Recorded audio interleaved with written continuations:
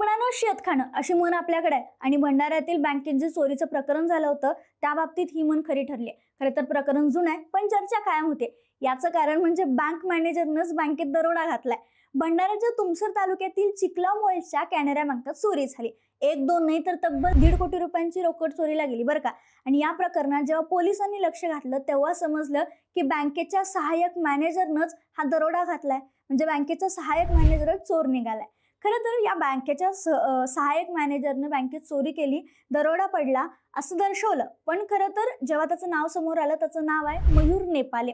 याला online gaming, share market, ट्रेडिंगचं कर्ज, मित्रांकडून घेतलेलं कर्ज असं सगळं मिळून त्याच्यावर 90 ते 95 लाखाचं कर्ज होतं.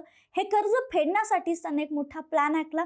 बँकेची चावी त्याच्याकडेच होती. मग ती चावी त्याच्याकडे असल्यामुळे त्यानं जाणीवपूर्वक बँकेच्या जे लॉक होतं ते लॉकच केलं नाही. पहाटेच्या सुमारास तो दुचाकीवरून आला. त्याने बँकेतील सीसीटीव्ही कॅमेरे फोडले, बंद केले. त्यानंतर एवढी मोठी रक्कम बॅगेत भरली आणि तो निघाला. आणि नंतर पोलिसांनी जेव्हा तपास सुरू केला तेव्हा कळालं की बँक मॅनेजरनंच हा दरोडा घातलाय.